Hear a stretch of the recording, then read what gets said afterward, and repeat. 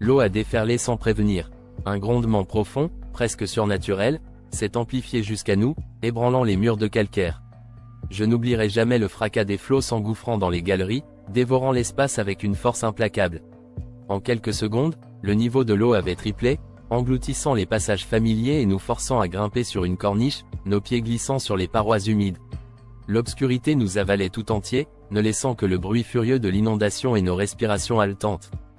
Nous avons évalué les dégâts avec ce que nous avions sous la main, 3 lampes encore fonctionnelles, quelques rations de nourriture humide, et des bouteilles d'eau à moitié vides.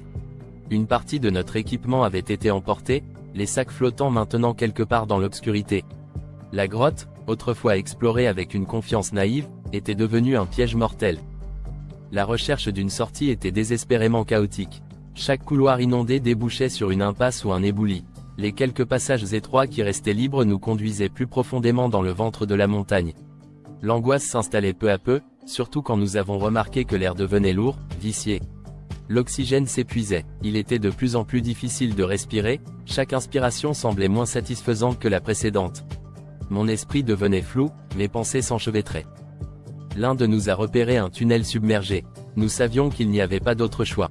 Nous avons plongé dans l'eau glaciale, nos poumons brûlant alors que nous traversions ce gouffre sombre à l'aveuglette. De l'autre côté, une poche d'air nous attendait, étroite et suffocante, mais c'était assez pour nous empêcher de céder à la panique. Juste avant que je ne sorte ma tête de l'eau, un éboulement s'est produit. La paroi sur notre gauche s'est effondrée, et j'ai entendu un cri étouffé. Le plus jeune du groupe, Marc, avait été piégé sous les roches. Nous avons creusé frénétiquement, les mains meurtries et glacées, tandis que l'eau menaçait de s'infiltrer à nouveau. À peine avions-nous libéré Marc, qui était à moitié conscient, que l'un d'entre nous a glissé sur les rochers glissants et s'est gravement blessé à la jambe. Une fracture, certainement. Nous avons dû improviser une attelle avec ce qui restait de nos sacs déchirés. Progressant à tâtons, la lueur de nos lampes faiblissait. La lampe frontale de Marc s'est éteinte, ne laissant plus que 2 sources de lumière pour guider nos pas incertains. Dans une galerie en pente, nous avons croisé une colonie de chauves-souris paniquées, leurs ailes battant frénétiquement dans l'espace confiné. Leur agitation a créé un chaos temporaire, perturbant notre progression. Peu après, nous avons trouvé un endroit où la roche semblait moins épaisse. Une idée folle nous a traversé l'esprit, forer un passage vers une sortie. Mais nos outils étaient insuffisants, et le bruit n'a fait qu'aggraver la situation en déclenchant une fuite d'eau par une fissure apparue soudainement. Le froid nous envahissait. J'ai commencé à ressentir les premiers signes de l'hypothermie. Les autres ont tenté de me réchauffer, mais mes muscles se contractaient involontairement, mon esprit se brouillait. J'ai cru voir des ombres glisser autour de nous, mes compagnons murmurant des choses que je ne comprenais pas. Les hallucinations ont commencé à nous affecter tous. Les roches semblaient bouger, les sons semblaient venir de directions impossibles. La découverte d'une galerie plus ancienne, marquée par le travail de spéléologues d'une autre époque, a ravivé un mince espoir.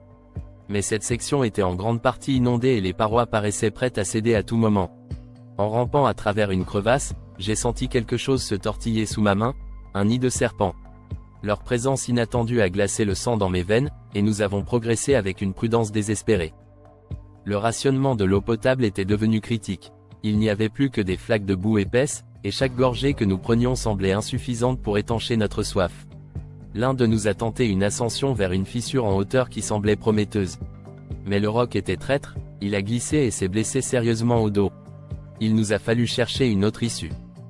Le plafond de la grotte s'est effondré peu après, bloquant un des rares chemins que nous avions encore en tête. Le bruit de l'éboulement résonnait dans nos oreilles comme un jugement, laissant derrière lui une poussière suffocante. Les cartes tracées sur les parois se mélangeaient dans nos esprits, nous étions perdus dans un labyrinthe qui semblait changer à chaque instant. L'épuisement nous a tous pris au même moment, une sorte d'abandon collectif. Mais l'idée d'une percée possible, d'un tunnel menant vers l'extérieur, a rallumé une étincelle. Le passage était étroit, jonché de rochers qu'il fallait écarter. C'était un dernier effort, une course contre le temps et nos propres forces qui nous abandonnaient. La lumière du jour a percé à travers une mince ouverture, et pour la première fois depuis ce qui semblait une éternité, nous avons senti l'air frais sur nos visages. Lorsque nous avons enfin rampé à l'extérieur, nos corps écorchés, les blessures profondes et l'esprit hanté par ce que nous avions vécu, nous étions à peine reconnaissables. Mais le ciel ouvert au-dessus de nos têtes était la promesse d'une liberté que nous avions presque oubliée.